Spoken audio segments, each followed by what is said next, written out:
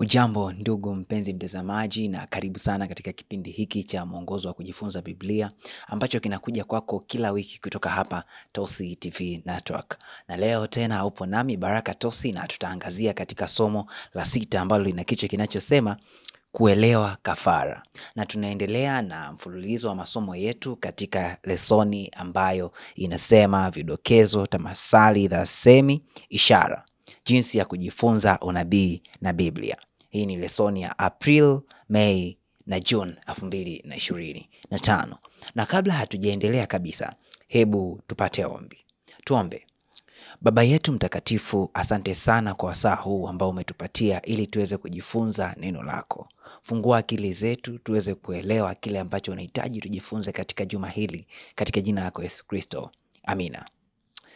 Na ndugu mpenzi mtazamaji, kama nilivyokwisha kukuambia hapo awali ya kwamba fungu letu, kichwa cha somo letu kinasema kuelewa kafara, na fungu letu la kukariri linatoka katika kitabu cha Ufunuo 5 fungu la 9, nalo limeandikwa: nao waimba wimbo mpya wakisema, wastahili wewe kukitwaa hicho kitabu na kuzifungua muhuri zake, kwa kuwa ulichinjwa ukamnunulia Mungu kwa damu yako watu wa kila kabila na lugha na jamaa na taifa.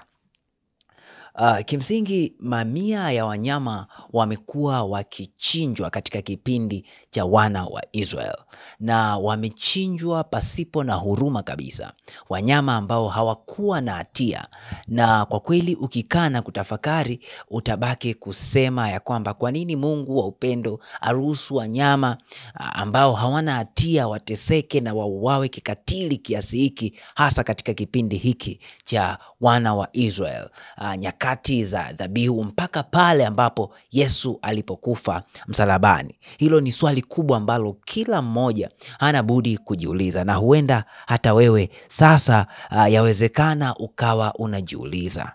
Ndiyo, tunazungumzia patakatifu walipokuwa napo wana wa Israel, ambako kulikuwa kukiwakilisha patakatifu pa mbinguni. Na kwa hakika kabisa, kila kafara ambayo ilikuwa ikitolewa, kila mnyama aliyekuwa akichinjwa katika kipindi cha wana wa Israel na katika kipindi cha awali kabla ya Yesu kufa pale msalabani, vyote hivyo vilikuwa vikionyesha na vikielekeza juu ya kafara kubwa ambayo ni kafara ya Yesu Kristo pale msalabani, mwana kondoo wa Mungu, kwa jina lingine akiitwa hivyo, ambaye alitakiwa kufa kwa ajili ya dhambi za maelfu ya wanadamu ambao walikataa kutii taratibu ambazo Mungu alikuwa amezitoa kwa ajili ya watu wake. Juma hili tunaenda kuangalia juu ya mada kadha wa kadha, na tutaangalia mambo makuu mawili. Jambo la kwanza hapa tutaangalia maana ya dhabihu. Dhabihu inamaanisha nini hasa? Na hapa tutaangalia dhabihu za kupendeza na zisizo za kupendeza, lakini pia tutaangalia dhabihu za patakatifu, na pia tutaangalia mwana kondoo wa Pasaka. Lakini mada ya pili kubwa ambayo tutamwangalia Yesu kama mwana kondoo wa Mungu. Yesu akiwa mwana kondoo wa Mungu. Na hapa tutaangalia mwana kondoo hekaluni, na pia tutaangalia mwana kondoo mbinguni. Na tusipochelewa kabisa na pasipo kupoteza muda, tutaanza na mada ya kwanza kabisa ambayo inaeleza juu ya maana ya dhabihu. Na hapa tutaangalia dhabihu za shukrani na zisizo za shukrani, au kwa jina lingine dhabihu za kupendeza na zisizo za kupendeza. Na hapa tutaangalia katika kitabu cha Isaya 1 fungu la 1, na tutasoma Kiswahili cha kisasa. Imeandikwa, umati wa dhabihu zako kwangu ni nini? Asema Bwana, nina zaidi ya sadaka za kuteketezwa za kutosha, za kondoo waume na mafuta ya wanyama wanono. Sipendezwi na damu ya ng'ombe na wana kondoo na mbuzi. Kafara na dhabihu ambazo tunaona zinatolewa na wana wa Israel, hizi zilikuwa zimeruhusiwa na Mungu mwenyewe. Yeye ndiye aliyekuwa akizihitaji hizo kafara na dhabihu. Na kwa hakika alichokuwa kikimaanisha, alikuwa anamaanisha hii huduma ilikuwa ni huduma ya ibada. Na kwa kweli ilifika point ambapo huduma ambazo walikuwa wakizifanya zilikuwa hazina maana na zilikuwa hazimaanishi kile ambacho Mungu ndicho alichokuwa amekikusudia. Kivipi? Mungu alikuwa anakusudia zile dhabihu zinapotolewa ziwe zinawarejesha watu katika mtazamo wa kumwelekea Mungu. Ziwe zinawarejesha watu na fikra zao katika mtazamo wa kutembea katika matakwa ya Mungu ambayo alikuwa anayahitaji. Sasa tunawaona wana wa Israel katika kipindi hiki cha Isaya wanatoa matoleo mengi, wanachinja wanyama wengi, lakini ukiangalia katika undani wa dhabihu hizi ambazo wana wa Israel wanazitoa kwa Mungu, hazionyeshi kabisa kama kuna uhusiano wa mioyo yao na dhabihu zao.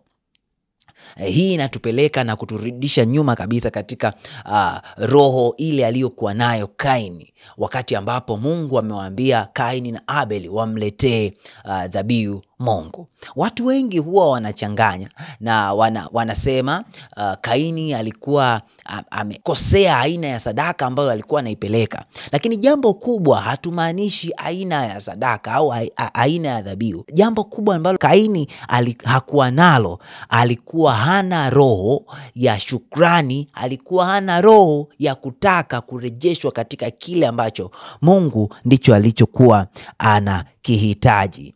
Kwa kweli Kaini kama wana wa Israel hakutaka kupatanishwa na hakutaka kutengeneza uhusiano upya na Mungu wake. Kwa hiyo akafanya vyovyote alivyoviona ni bora na sio kufuata maagizo ya Mungu.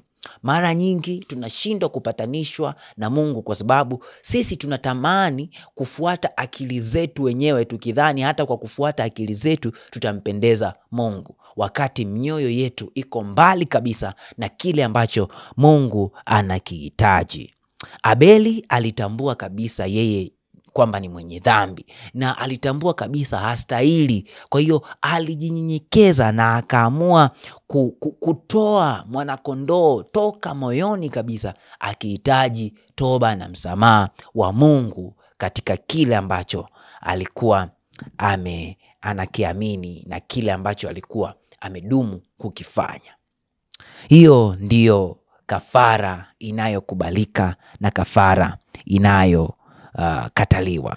Kwa haraka na kwa kufupisha maneno ya siku au maneno ya mada hii ni kwamba sadaka zetu, mfumo wa dhabihu ni ibada kwa Mungu.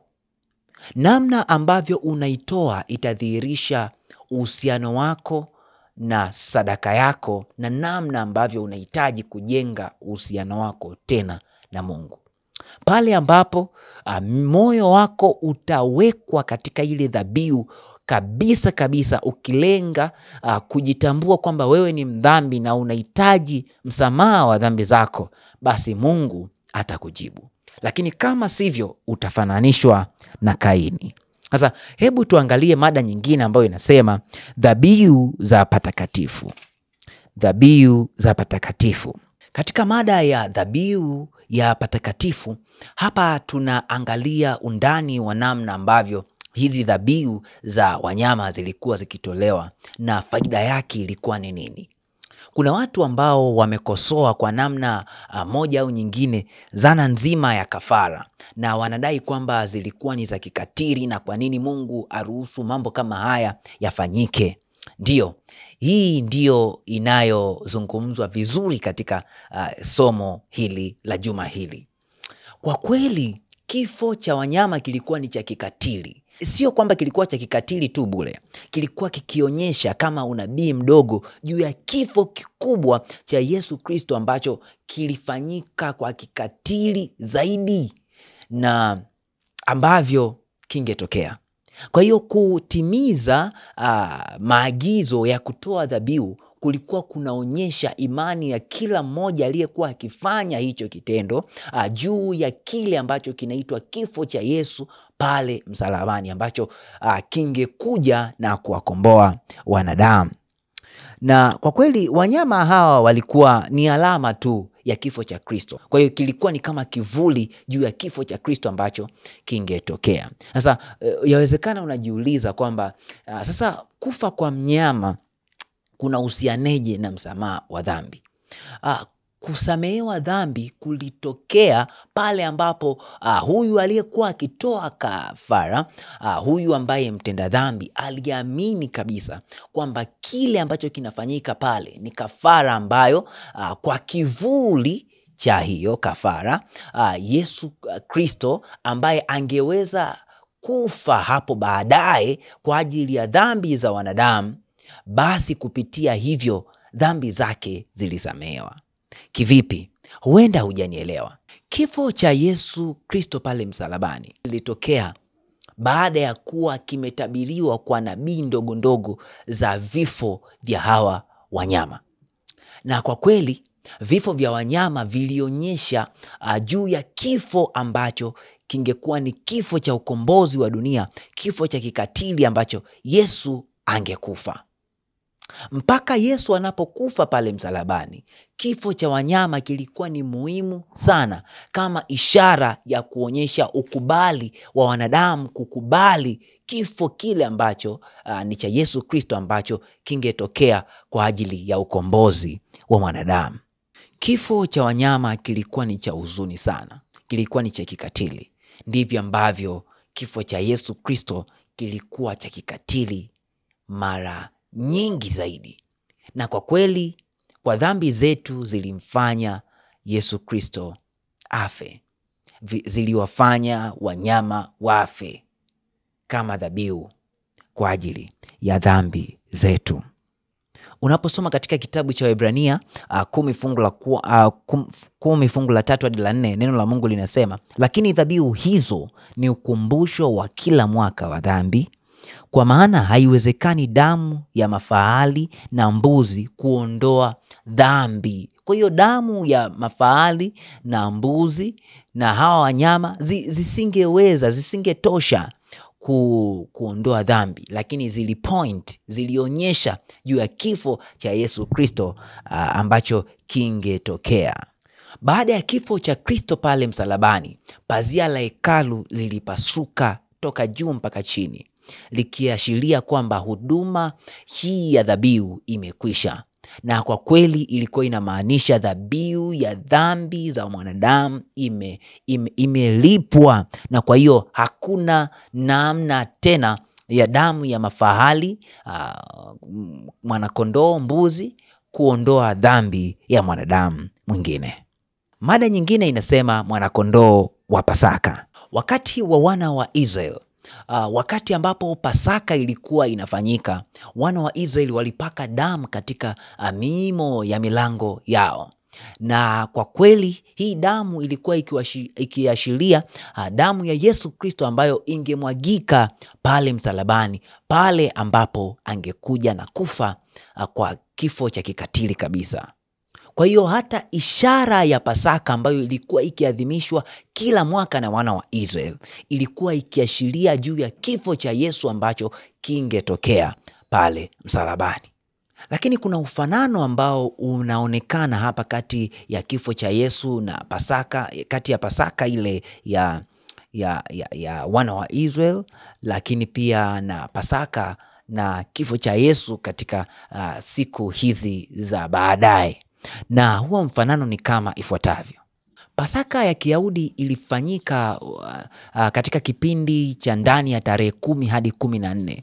Na katika kipindi hiki huyu mwana kondoo ambaye alitakiwa akatolewe dhabihu, alitakiwa alindwe na asije akapotea kwa namna yoyote. Lakini katika kipindi kama hicho katika mwezi wa Abibu, ndipo hata Yesu pia alikuwa akihubiri hekaluni peke yake.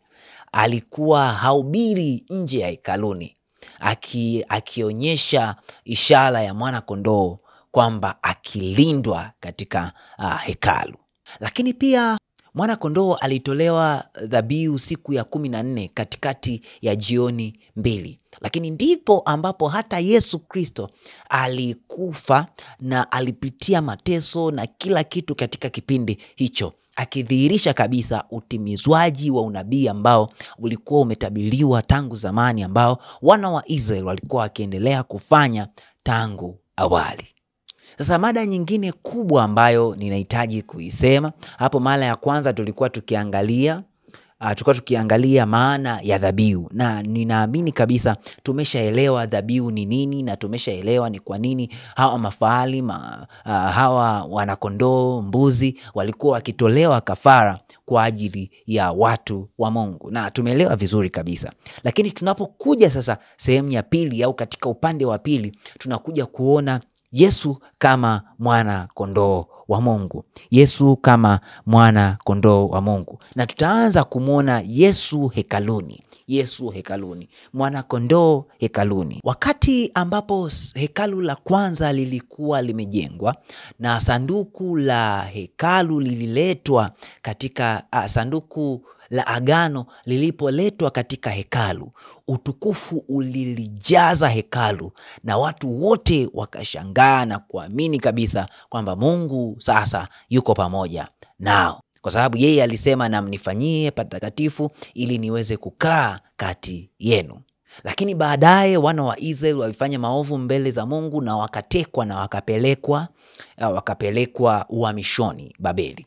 Baadaye, baada ya kutoka Babeli na kurudi sasa, kwa sababu hekalu la kwanza lilikuwa limebomolewa, basi ilibidi hekalu lingine litengenezwe.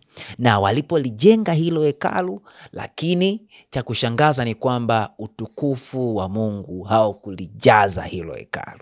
Na kumbuka kabisa kwamba sanduku la agano halikuwepo humo.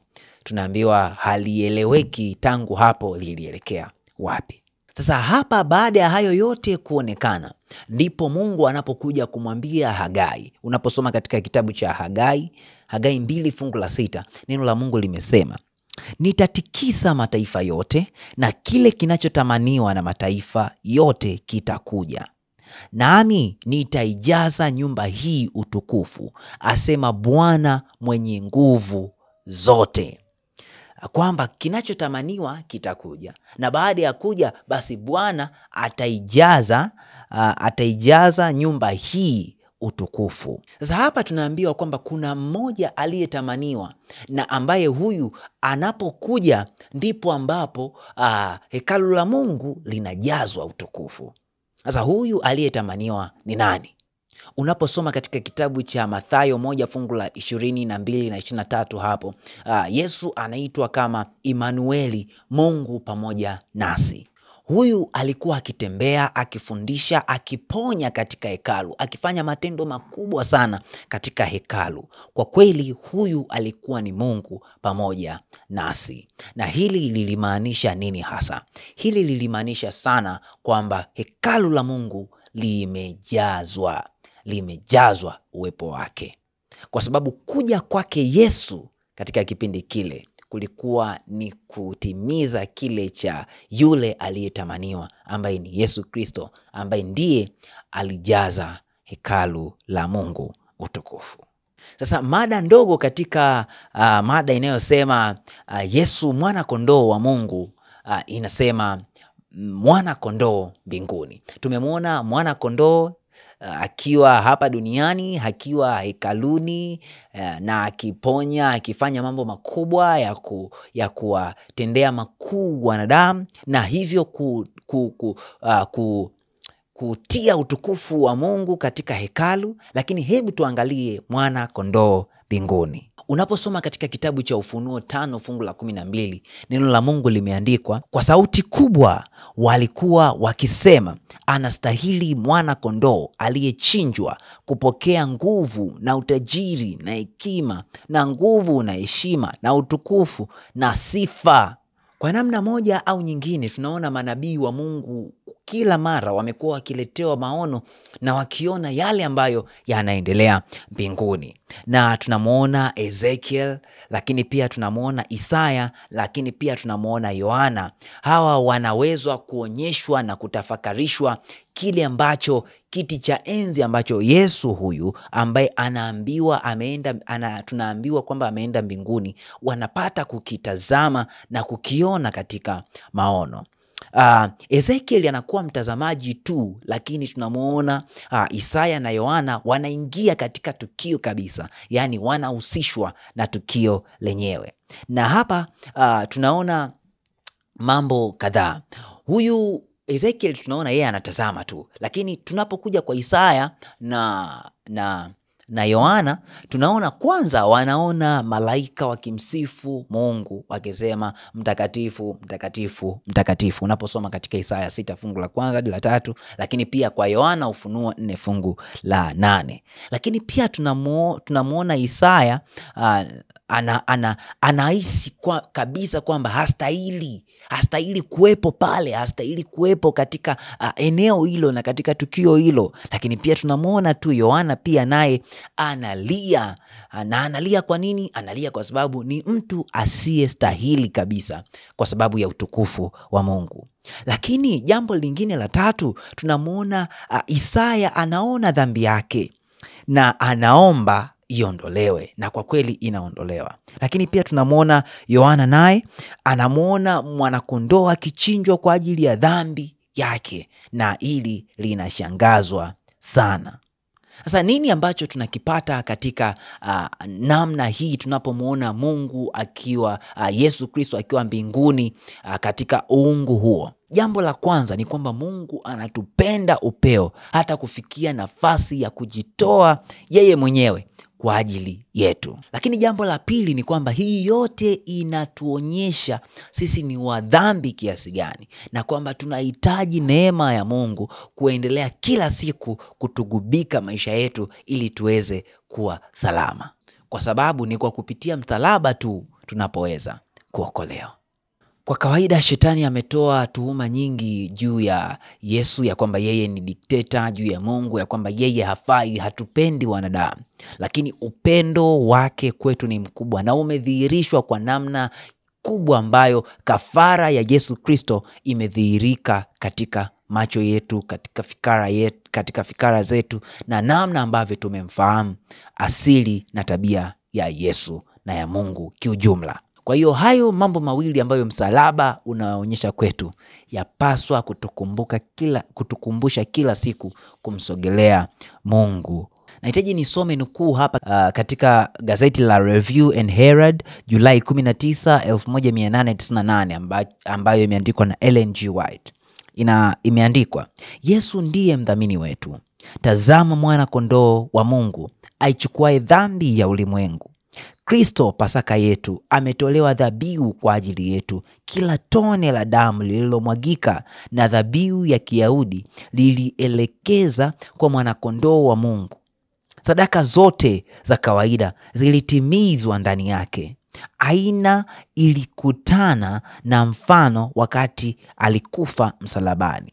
Alikuja kufanya iwezekane kwa dhabihu yake mwenyewe kuondoa dhambi. Alilipa fidia kwa ajili ya ukombozi wetu.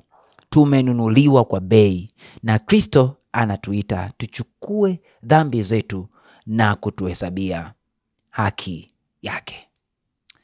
Siku zote yatupasa tukumbuke kifo cha Kristo pale msalabani na tusonge mbele. Huu ndio mwisho wa somo letu katika juma hili. Nikutakia wakati mwema ndugu mpenzi mtazamaji, na endelea kufuatilia vipindi hivi kutoka hapa Tosi TV Network. Mpaka wakati mwingine. Mungu akubariki sana. Ulikuwa nami Baraka Tosi. Basi tupate ombi. Baba yetu mtakatifu, asante sana kwa wasaa huu. Tazama muda huu tumejifunza namna ambavyo unatupenda na kafara yako msalabani ambavyo inatakiwa kuwa na matokeo chanya katika maisha yetu. Tuwezeshe tufanye hivyo. Tuwezeshe tukutumikie wewe. Tuwezeshe tutende sawasawa na mapenzi yako. Katika jina lako Yesu Kristo. Amina.